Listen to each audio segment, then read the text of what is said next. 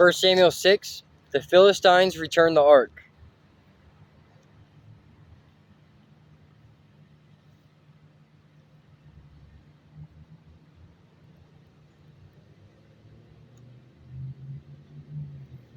The ark of the Lord remained in Philistine territory 7 months in all. Then the Philistines called in their priests and diviners and asked them, "What should we do about the ark of the Lord? Tell us how to return it to its own country." "Send the ark of the God of Israel back with a gift," they were told. "Send a guilt offering so the plague will stop. Then if you are healed, you will know it was his hand that caused the plague."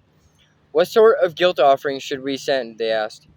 And they were told, "Since the plague has struck both you and your 5 rulers, make 5 gold tumors and 5 gold rats, just like those that have ravaged your land.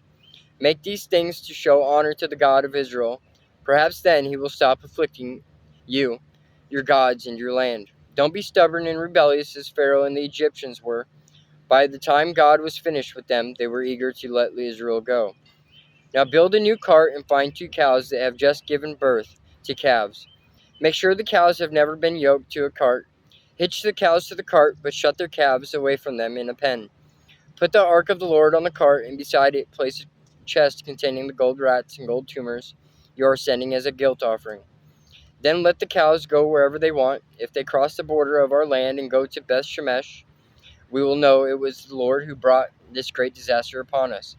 If they don't, we will know it was not his hand that caused the plague. It came simply by chance."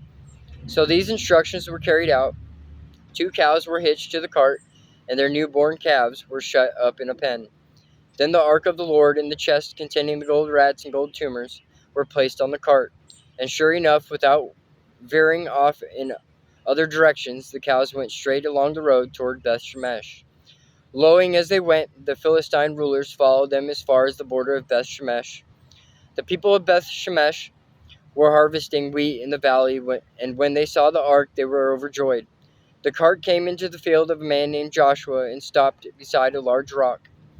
So the people broke up the wood of the cart for a fire and killed the cows and sacrificed them to the Lord as a burnt offering. Several men of the tribe of Levi lifted the ark of the Lord and the chest containing the gold rats and gold tumors from the cart and placed them on the large rock. Many sacrifices and burnt offerings were offered to the Lord that day by the people of Beth Shemesh. The 5 Philistine rulers watched all this and then returned to Ekron that same day. The 5 gold tumors sent by the Philistines as a guilt offering to the Lord were gifts from the rulers of Ashdod, Gaza, Ashkelon, Gath, and Ekron. The 5 gold rats represented the 5 Philistine towns and their surrounding villages, which were controlled by the 5 rulers.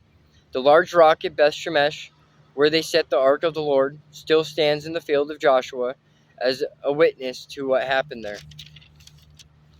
The ark moved to Kiriath Jearim.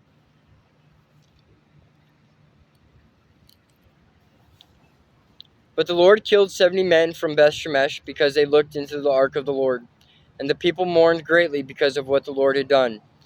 "Who is able to stand in the presence of the Lord, this holy God?" they cried out. "Where can we send the ark from here?"